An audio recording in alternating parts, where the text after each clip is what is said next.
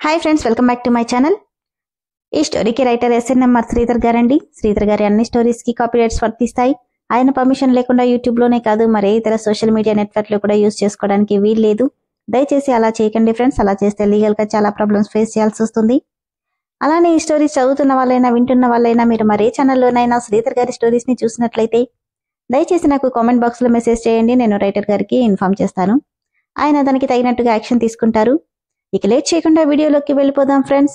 SNMR Sridhar గారు రాసినటువంటి కలలా కరిగిన నీకై నా అన్వేషణ 3వ భాగం. హలో అంకుల్ అంటూ లోపలికి వచ్చింది శాలిని. రామ్మా శాలిని, ఎలా ఉన్నావు అని అడిగాడు విశ్వనాథ్. ఫైన్ అంకుల్, మీరెలా ఉన్నారు? ఏదో ఇలా ఉన్నానమ్మా. ఏమైంది అంకుల్? ఏముంది, మళ్ళీ మామూలే. రాత్రి ఎక్కడికెళ్ళిందో తెలీదు అంటూ జరిగిందంతా చెప్పాడు విశ్వనాథ్. బాధపడకండి అంకుల్, నేను తనతో మాట్లాడతాను అంటూ పైకెళ్ళింది శాలిని. శాలిని వెళ్లేసరికి బాల్కనీలో ఉయ్యాల్లో కూర్చుని సిగరెట్ కాలుస్తుంది సిరి. శాలిని కోపంగా వెళ్లి ఆ సిగరెట్ తీసి కింద పడేసింది. ఏయ్ అంటూ తిరిగి చూసి, నువ్వా శాలు, ఎప్పుడొచ్చావు అని నవ్వుతూ అడిగింది సిరి. ఎప్పుడు మారుతావే నువ్వు? ఎందుకిలా నీ జీవితాన్ని నువ్వే నాశనం చేసుకుంటున్నావు అంటుంటే గట్టిగా నవ్వుతూ, ఓ శాలు, నాశనం చేసుకోవడానికి ఇంకా ఏం మిగిలింది చెప్పు. సిరి, ఎందుకే జరిగిపోయిన దాని గురించి ఇంతలా బాధపడుతున్నావు? ఇలా ఎవరికీ జరగట్లేదా? అందరూ ఇలానే బాధపడుతున్నారా? చిన్నగా నవ్వి, బాధ మర్చిపోవడానికే ఇవన్నీ అంటూ మళ్లీ సిగరెట్ వెలిగిస్తుంటే, చెప్తుంటే నీ కదా అంటూ మళ్లీ దాన్ని కింద పడేసి, అసలు రాత్రంతా ఎక్కడికెళ్ళావు అని అడిగింది శాలిని. పబ్బుకెళ్ళానే. పబ్బుకెళ్తే మళ్ళీ ఇంటికి రావాలిగా. మిగతా రాత్రంతా ఎక్కడున్నావు? గట్టిగా మాట్లాడవేంటే, ఎక్కడికెళ్ళావు చెప్పు అనగానే, ఎక్కడికి వెళ్లలేదు అంటూ జరిగిందంతా చెప్పింది సిరి. ఏంటి, ఓ దొంగల ముఠా నిన్ను తీసుకెళ్లారా? నన్ను కాదు, కారు కోసం నన్ను కూడా ఎత్తుకెళ్లారు. మరి అంకుల్కి ఈ విషయం ఎందుకు చెప్పలేదు?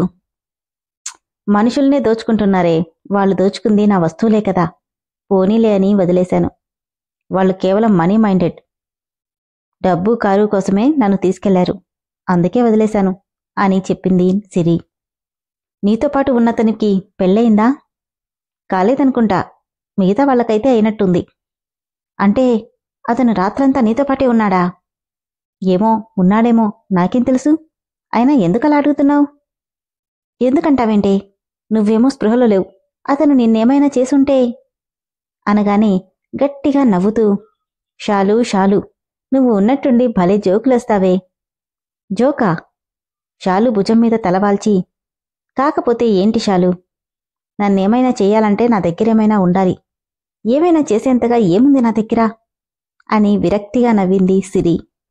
గట్టిగా, సిరి, ఎందుకే నిన్ను నువ్వే అంత తక్కువ చేసుకుంటావు అంటే, శూన్యంలోకి చూస్తూ, తక్కువ చేసుకోవడం కాదు శాలు, మనకు లేనిది పోగొట్టుకున్నది ఎప్పుడూ గుర్తొస్తూనే ఉంటుంది.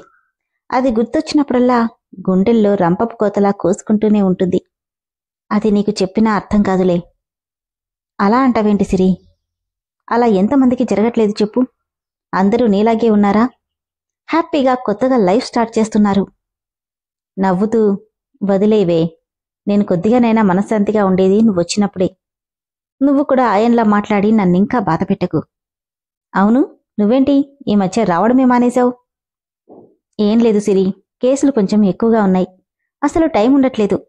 మా లాయర్లకి డాక్టర్లకి టైం ఎక్కడుంటుంది చెప్పు? ఏదేమైనా నిన్ను చూస్తే చాలా హ్యాపీగా ఉంటుంది శాలు. నేను నా గోల్ని రీచ్ అవ్వకపోయినా నువ్వు సక్సెస్ఫుల్గా రీచ్ అయ్యావు. ఇంకేంటి, పాపెలా ఉంది అంటూ ఫ్రెండ్స్ ఇద్దరూ మాటల్లో పడ్డారు. హలో సిరి, ఎక్కడే, నీకోసం వెయిటింగ్. హా రీతూ, ఇంకో హాఫ్ అన్ అవర్లో ఉంటాను అంటూ కార్ డ్రైవ్ చేసుకుంటూ వెళ్తుంది సిరి, రీతూ ఫోన్ని లిఫ్ట్ చేసి మాట్లాడుతూనే. అదే రోడ్లో సిగరెట్ కాలుస్తూ వెళ్తున్నాడు సూర్య. హారన్ ఎంత కొడుతున్నా కూడా అతను తప్పుకోవట్లేదు. ఏయ్, రోడ్డేమైనా నీ బాబుగాడి సొత్తనుకున్నావా? అడ్డు తప్పుకో అని గట్టిగా అరిచింది సిరి.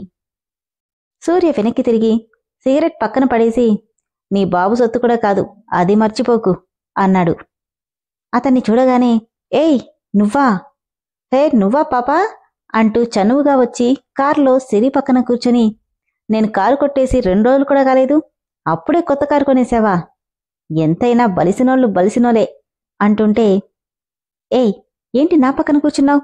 ముందు కారు దిగు. తెలిసిన అమ్మాయివి కదా, లిఫ్ట్ ఇస్తావని కూర్చున్నాను. నీలాంటి దొంగకి నేను లిఫ్ట్ ఇవ్వడమా? No way, అస్సలివ్వను. ముందు దిగు. దిగను.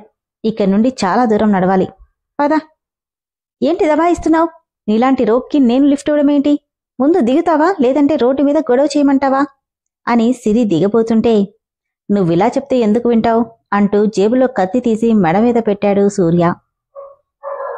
ఇప్పుడెలా లిఫ్ట్ ఇవ్వవో చూస్తాను అంటూ కళ్ళు పైకెగరేస్తుంటే, ముందు కత్తిది. అరవకుండా లిఫ్ట్ ఇస్తానంటే తీస్తా. సరేనంది సిరి.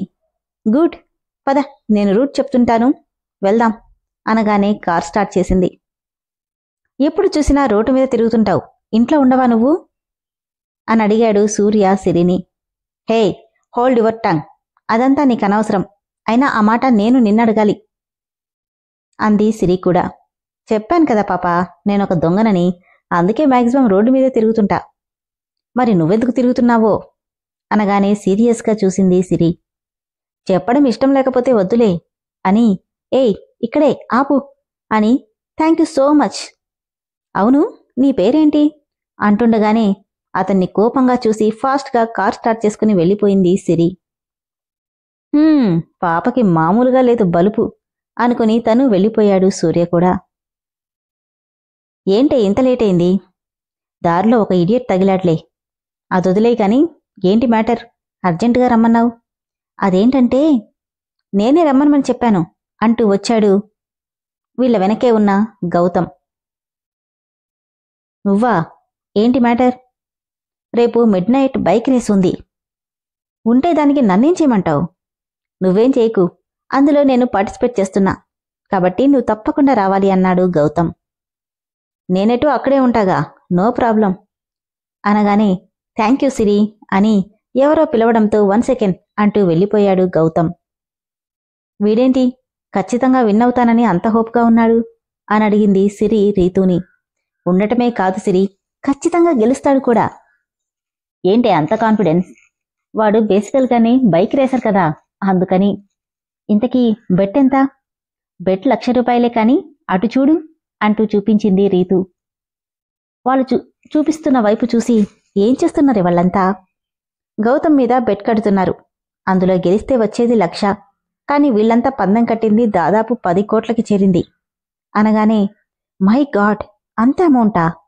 హా, అందుకే నేను కూడా 1,00,000 కట్టాను. ఏమవుతుందో చూడాలి. ఇప్పుడే వస్తానుండు అని వెళ్ళగానే గౌతమ్ సిరి దగ్గరికొచ్చి, సిరి, నువ్వు బెట్ కట్టలేదేంటి? నా మీద నమ్మకం లేదా అని ఓవర్ కాన్ఫిడెన్స్తో అడిగాడు. నాకిలాంటి వాటి మీద పెద్దగా ఇష్టం ఉండదు. ఓకే, నేను గెలిస్తే నువ్వు నాకేమిస్తావు? నేనేమివ్వాలి? ఆల్రెడీ నీ ఫ్యాన్స్ చాలానే ఇస్తారులే.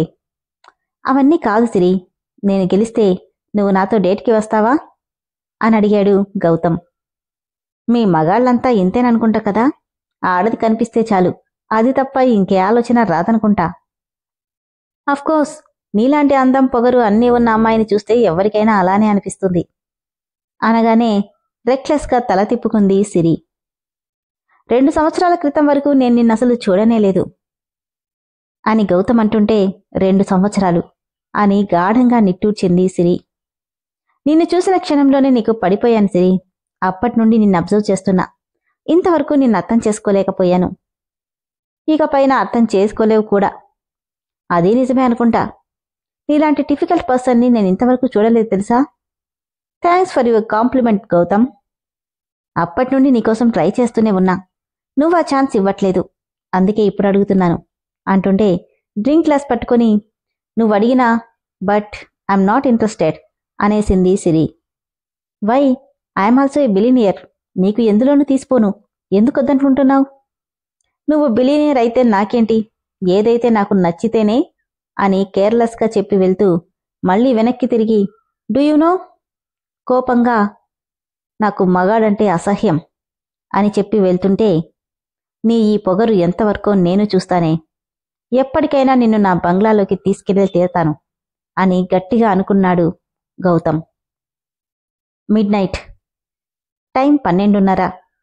ఫుల్గా డ్రింక్ చేసి మంచి నిద్దట్లో ఉంది సిరి.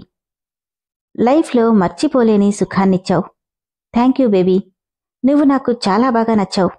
నిన్నెప్పటికీ మర్చిపోలేను. నీతో పొందిన థ్రిల్ నా లైఫ్లో ఎక్కడా పొందలేనేమో అంటుంటే నాకు చాలా నొప్పిగా ఉంది అంటూ ఏడుస్తుంది సిరి. అంతే, ఒక్కసారిగా మెలకు వచ్చేసింది సిరికి. ఒళ్లంతా చెమటలు పడుతున్నాయి. తలలోకి వేళ్లు పోనిచ్చి ఒక్క క్షణం అలానే కూర్చుంది. వెంటనే లేచి లైట్ ఆన్ చేసి కోపంగా సెల్ఫ్ ఓపెన్ చేసి సీక్రెట్ ర్యాక్లో దాచిన ఇంజెక్షన్ తీసుకుని చేతికి వేసుకుంది. అంతే, మత్తుగా తనీ లోకంలోనే లేనంత హాయిగా బెడ్ మీద వాలిపోయింది సిరి. కల రూపంలో తనకి వచ్చిన ఆ మాటలు ఏవీ కూడా గుర్తురానంత డీప్ స్లీప్లోకి వెళ్ళిపోయింది సిరివల్లి.